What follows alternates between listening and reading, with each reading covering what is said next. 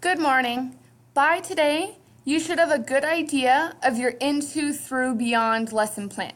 So you should already know what your warm-up is going to be, what activity you want to do with your students, and how you're going to assess or test them.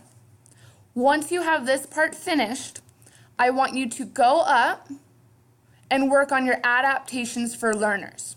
Now, what this means is, you have to keep in mind as a teacher, all of us learn differently, and it is your job to figure out how to engage those learners, different learners, and how to make sure that they are learning.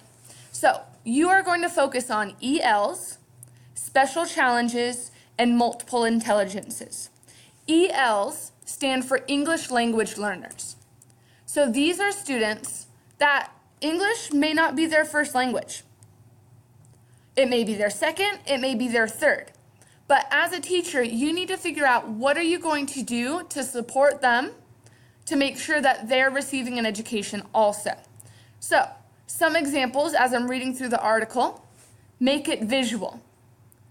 Even though some of us speak different languages, pictures can help us understand what we're discussing or what we're trying to be taught. So I might make it visual if my lesson is visual. So if I have a video, that is visual. If I am showing a PowerPoint and I have pictures, that is visual. So I'm going to put make it visual. Rationale, how will this help them? Making my lesson visual will help them, and then you tell me. It'll help them understand what we're talking about, to see something as opposed to just hearing about it, so on and so forth. You tell me what works for your lesson. This article gives you specifically 12 ways to help English language learners. If you don't find anything here, you can always Google adaptations for ELs, ELL students, and see what else you can find. Now for special challenges, this includes students that may have ADHD, they may have vision problems. Not all of us require glasses. It's a way to make sure that everyone, regardless of their needs, is learning. So you could read this article, find out some strategies that would help these types of students. Get your student a larger desk. Let students with sound sensitivities, so a little sound can really be loud and impact them and it's overwhelming. Have them work in particular part of the classroom, such as a quiet space.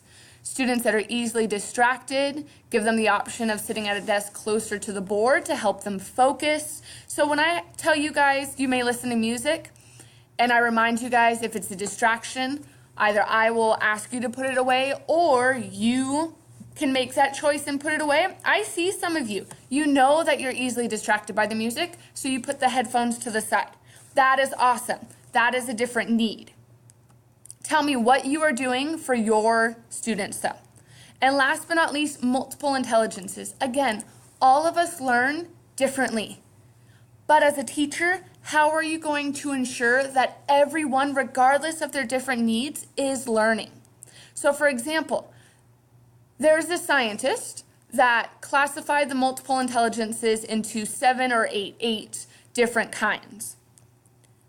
I want you to go through, there's a great video you can watch that explains the different kinds, and then tell me what type of learner is being addressed in your lesson. Everyone's going to have something different. You're not going to be able to cover all of the intelligences in one lesson, don't worry. But when we have those debates, like those Socratic seminars, those are for my verbal linguistic students, the students that love to talk, they love to write, they love to debate and have arguments. You may have, like in Mrs. Mitchell's class, I know you write and read poetry, but also you created songs or rap songs about certain topics. That's for our musically inclined students.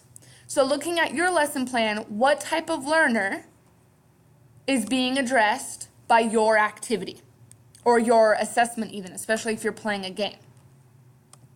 So those are your adaptations for different kinds of learners. If you need help, I am here to help you, and so are some of my colleagues today that have taken their time to come into the classroom to help you complete your lesson plan. So if you need anything, feel free to raise your hand.